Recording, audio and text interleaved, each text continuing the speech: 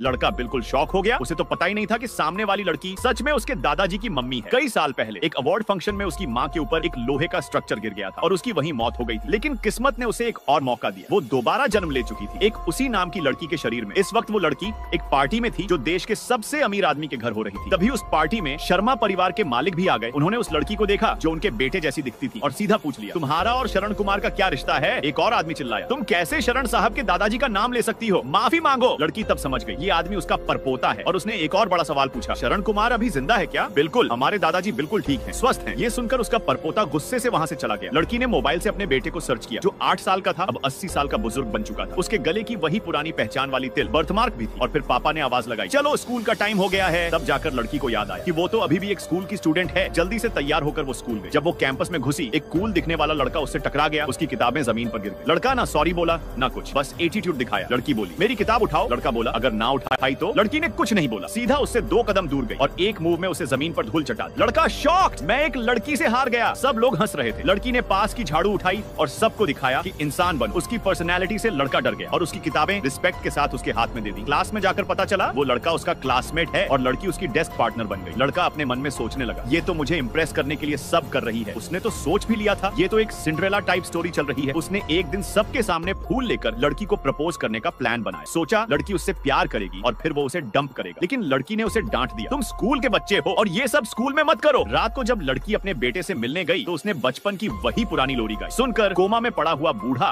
उसका बेटा, थोड़ा हिला। डॉक्टर ने बोला कल तक वो जाग भी सकता है। लेकिन जैसे ही लड़की वहाँ से गई, ओल्ड मैन जाग गया। उसने सबसे पहले पूछा, मेरे कान में लोरी कौन गा रहा था? सुनकर पता चला रोहित परिवार की बेटी थी। जब उसने उस लड़की को देखा तो उसे लगा ये तो उसकी माँ जैसी दिखती है, पर माँ तो कब की मर चुकी थी। लेकिन लड़की ने बोला, राजू तुझे मेरा नाम कैसे याद है? तुझे याद है ना तूने एक गिलहरी रखी थी। सोनू। बूढ़ा इमोशनल हो गया, तू माँ है? माँ माँ माँ। परपोता शॉक, उसने अपने दादाजी को पहली बार रोते हुए देखा। उस रात लड़की वहाँ रही। अगली सुबह ओल्ड मैन उसके लिए दरवाजे पर खड़ा था। आगे से ये पूरा घर इस लड़की का है। वो उसे मुख्य कुर्सी पर बिठाता है और उसका बड़ा बेटा उसकी सेवा करता है। ये सब देखकर नौकर की आंखें खुली की खुली रह जाती हैं। तभी छोटा पोता वापस आता है और उस लड़की को घर में देखकर शॉक हो जाता है। ये लड़की तो मुझे पहले रिजेक्ट कर चुकी है, फिर यहाँ क्या कर रही है? वो एटीट्यूड दिखाता है, पर दादाजी ने उसके सिर पे थप्पड़ मारा। ये तेरी परदादी है। पापा की मम्मी दादी, दादाजी की मम्मी परदादी। लड़का कंफ्यूज हो गया। मैं कोई 3 साल का नहीं हूँ, लेकिन ये सच है